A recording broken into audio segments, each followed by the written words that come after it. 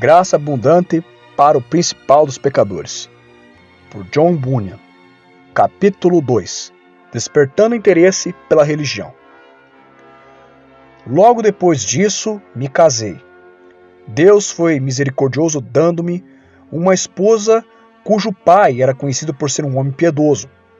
Embora tenhamos começado nosso casamento tão pobres quanto alguém pode ser, não possuindo bens à maneira do mundo, como um prato ou uma colher, ela tinha de sua parte uma cópia de O Caminho do Homem para o Céu e de A Prática da Piedade, os quais seu pai lhes havia deixado ao morrer. Às vezes líamos juntos esses livros. Encontrei neles algumas coisas agradáveis para mim, mas nesse tempo eu não tinha a convicção do pecado. Ela me contava frequentemente quão piedoso era seu pai, como ele reprovava e corrigia comportamentos pecaminosos, tanto em sua casa como entre seus vizinhos, como ele vivera de maneira santa e rigorosa neste mundo, e como isso era evidente em suas palavras e em seus atos. Ainda que a leitura desses dois livros não me tenha alcançado nem despertado para meu estado infeliz e pecaminoso, produziram em mim um desejo de corrigir a vida pecaminosa e seguir fervorosamente a religião da época, ou seja, ir à igreja 2 vezes ao dia e, o mais importante, com aqueles que eram proeminentes e conhecidos por levarem a religião a sério. Lá eu cantava e acompanhava o culto, tão devotamente quanto os outros o faziam, mas continuava minha vida iníqua. Além disso, estava tão dominado pelo espírito de superstição que adorava tudo com grande devoção: o altar, o sacerdote, o sacristão, a vestimenta, o culto e tudo que pertencesse à igreja. Acreditava que tudo que estava na igreja era santo e considerava o sacerdote, o sacristão, os mais felizes e, sem dúvida, mais abençoados, porque, conforme eu pensava, eram servos de Deus e tinham importância fundamental na realização da obra de Deus e no Santo Templo. Em pouco tempo, essa ilusão se tornou tão forte em mim que somente em ver um sacerdote, embora ele tivesse uma vida sórdida e devassa, eu o reverenciava e me obrigava a ir a ele. De fato, por causa do amor que sentia por eles, acreditando que eles eram ministros de Deus, pensava que poderia me prostrar aos seus pés e deixar-lhes caminhar sobre mim, devido ao efeito inebriante e enfeitiçante que os nomes, as santas vestimentas e a obra deles exerciam sobre mim. Depois de me sentir assim por muito tempo, ocorreu-me outro pensamento, que dizia respeito a sermos ou não descendentes dos israelitas. Descobri nas Escrituras que eles haviam sido o povo escolhido de Deus, e pensei que, se pertencesse a essa raça, minha alma ficaria satisfeita. Tive grande desejo de achar a resposta para essa questão, mas não sabia como procurá-la. Por fim, perguntei a meu pai a respeito disso, e ele me disse que não éramos descendentes de israelitas. Então, despedaçadas todas as minhas esperanças quanto a isso, meu espírito desanimou e fiquei completamente abatido. Em todo esse tempo eu estava inconsciente do perigo e da malignidade do pecado. Fui impedido de considerar que, não importando a religião que seguisse, o pecado me amaldiçoaria, se eu não estivesse em Cristo. Na verdade, nunca pensava nele, nem se ele existia ou não. Assim, o homem, enquanto é cego, vagueia e se fatiga com seu próprio egoísmo, pois não sabe o caminho para a cidade de Deus. No entanto, de todos os sermões que nosso vigário pregou, um dia ele falou sobre o mandamento de guardar o domingo e sobre o mal de quebrá-lo, ou com trabalho, ou com esportes, ou com qualquer outra coisa. Ora, a despeito da minha religião, eu me deleitava em todo tipo de prática pecaminosa. Era especialmente aos domingos que achava conforto e prazer em tais atividades. Por essa razão, minha consciência esteve sob convicção durante aquele sermão. Pensava e acreditava que ele fora pregado com o propósito de mostrar-me meus atos maus. Nessa ocasião, descobri pela primeira vez o que era a culpa. Até onde posso lembrar, eu nunca havia sentido isso antes. Estava tão oprimido pela culpa que, ao terminar o sermão, fui para casa com um fardo pesado sobre o meu espírito.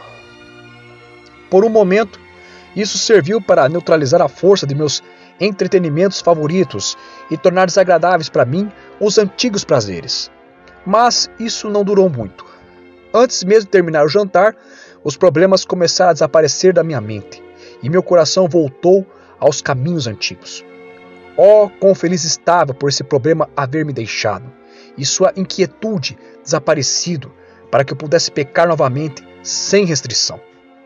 Então, após haver jantado suficientemente bem, descartei todos os pensamentos sobre o sermão e voltei, com um grande deleite, a meu antigo hábito de jogos e esportes.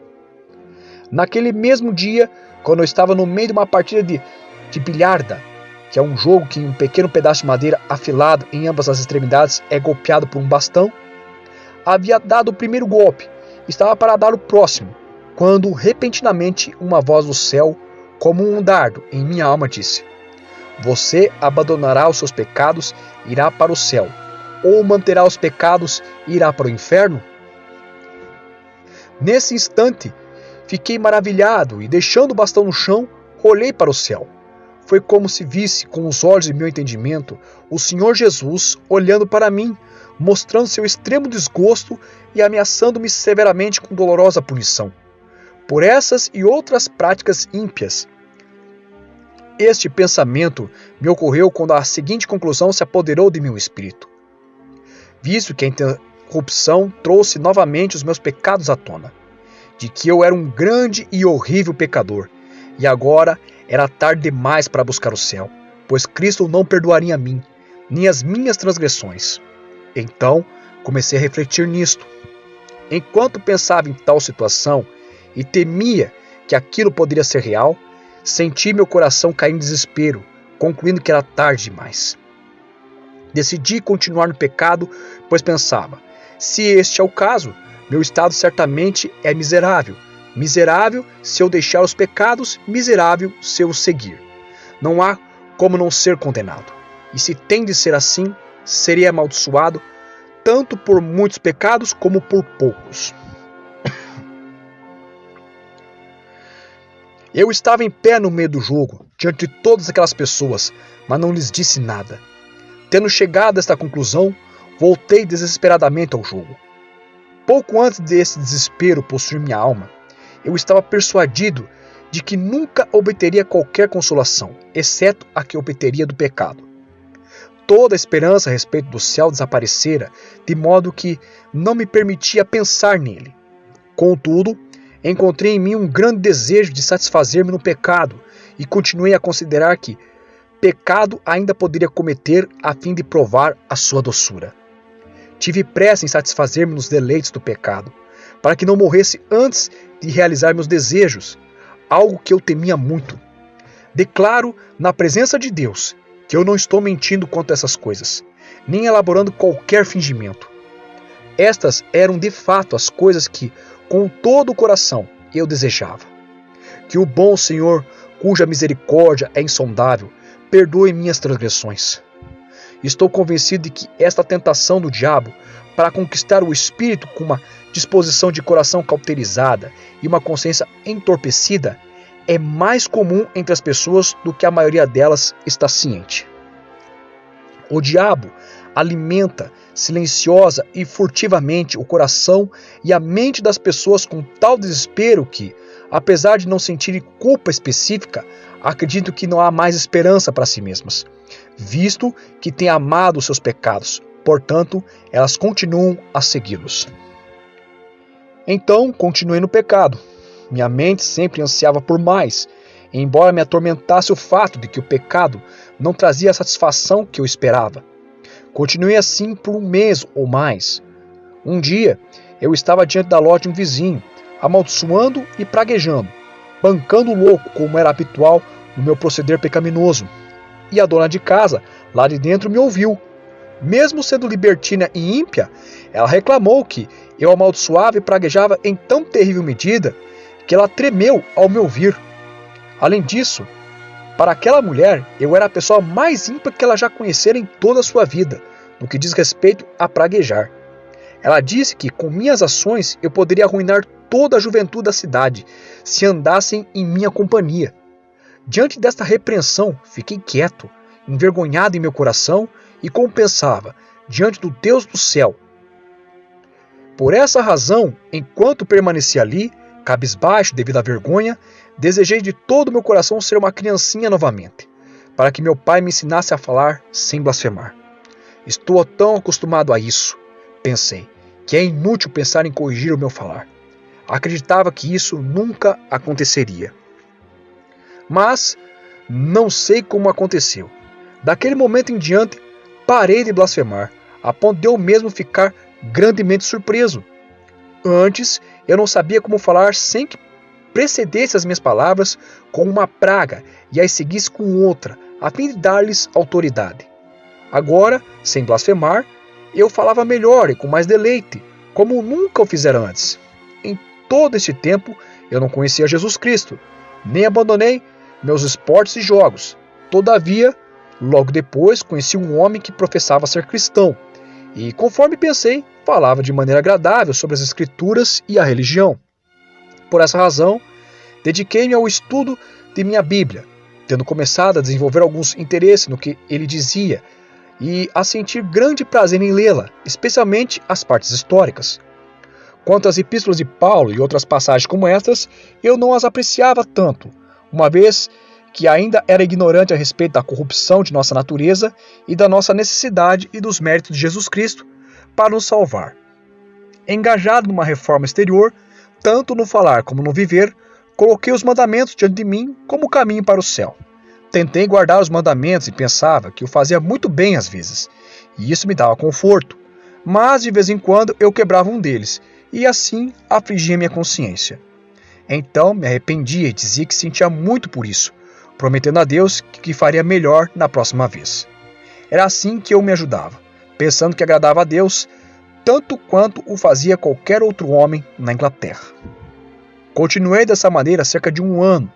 Durante esse tempo, nossos vizinhos me consideravam um homem muito piedoso, um homem novo e religioso, e muito se maravilhavam ao ver tão grande e notável mudança em minha vida e conduta. De fato, a mudança era grande, embora eu não conhecesse a Cristo, nem a graça, e nem a fé, e nem a esperança, pois, conforme via com clareza, se eu tivesse morrido naquela época, teria perecido no mais temeroso estado. Porém, como digo, meus vizinhos estavam maravilhados com essa grande conversão de profanação prodigiosa para algo semelhante a uma vida moral. E eles tinham razão em maravilhar-se, pois minha conversão foi algo tão formidável como teria sido para um louco o tornar-se um homem sensato. Eles passaram a dirigir-me louvores, expressões de aprovação e falavam bem de mim, estando eu presente ou não. Agora, como eles diziam, eu havia me tornado piedoso, me tornar um homem verdadeiramente honesto, mas quando percebi o que estavam falando e pensando sobre mim, fiquei muito satisfeito. Embora eu não fosse mais que um infeliz hipócrita disfarçado, amava ser comentado como alguém verdadeiramente piedoso. Estava orgulhoso de minha santidade e fazia tudo para ser visto ou bem falado pelos outros. Continuei assim durante 1 ano ou mais.